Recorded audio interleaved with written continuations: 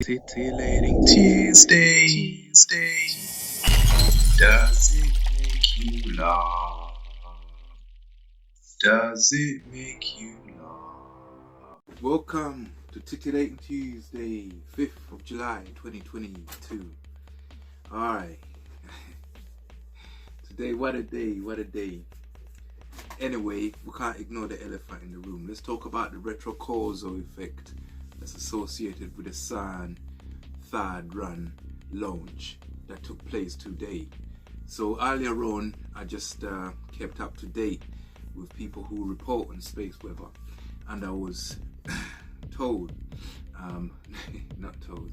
I gathered that the hole that opened up not so long ago, that's facing Earth, the sunspot on the sun, emitted a CME to go along with the solar flare, and the X-rays from the solar flare or radio waves arrived were around 4 o'clock this morning UTC, right? And sun was switched on this afternoon, most probably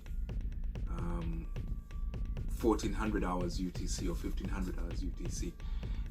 So it's a retrocausal effect when you see the effect before you see what caused it, because normally you see something causing something, but with a retrocausal effect you see the effect, what was caused, before you see what caused it. The retrocausal effect will be like, if I get this battery and you see it doing this, yeah, then you see me doing that. Yeah. So when you see it drop before you see me dropping it. So we got what happened from it, which is the coronal mass ejection before it got switched on, which is what caused it. That's what I mean by retrocausal effect associated with the launch of the CERN run free that took place today.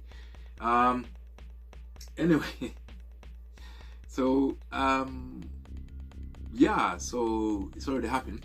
So I guess they're gonna find particles that travel back in time now, and they tell us that this particle, we saw the effect before we actually saw the particle itself. They're gonna say shit like that when they look through their scatter graph.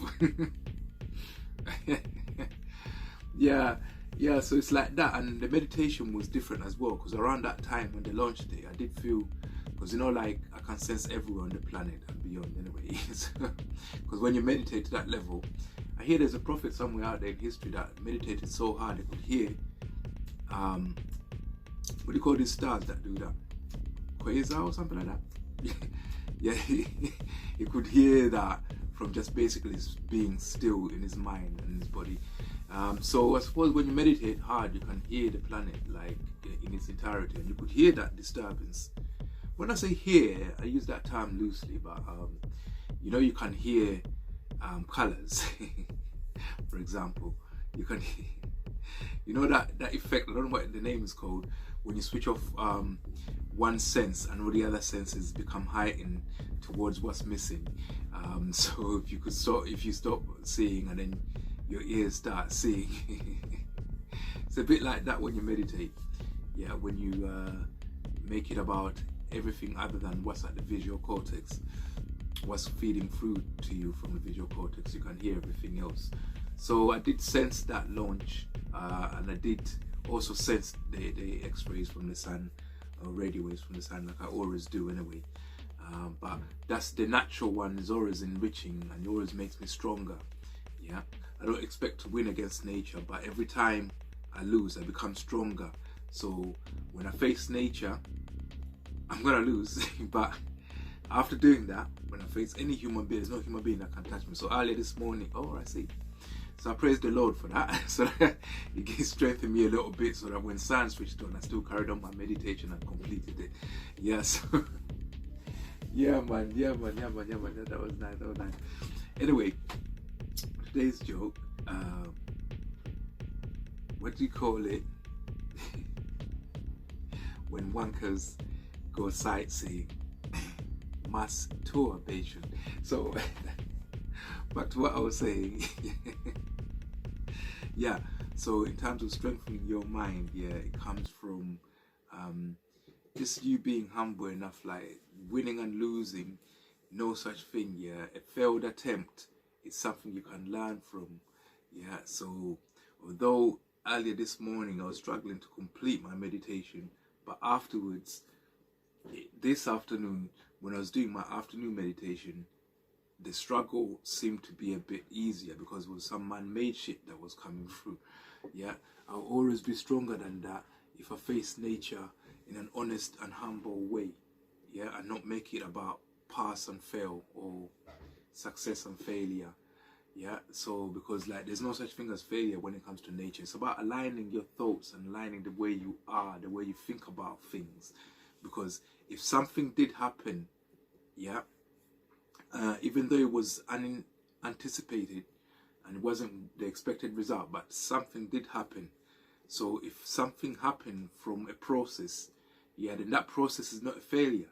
Whether something bad happened from a process or something good happened from a process, that's entirely, it depends on where you are in your mind, what you consider to be good and bad in your mind. Remember how penicillin started? Somebody got some mold on his bread, innit? So that's a bad thing, innit?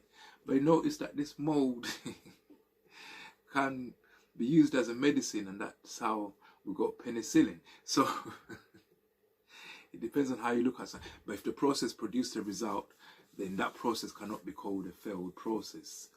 If the result was bad, if the result was good, that's qualia, man. That's just you attaching preconceived bias to scientific experimental data, if you like. So I get a lot of data that proves that my meditation has an effect on me. Yeah, makes me healthier. So if but I'm aligned the right way, because the way that happens, man, it goes through a lot of pain though still. Yeah. Anyway, let me start rambling on. Yeah, I'm done.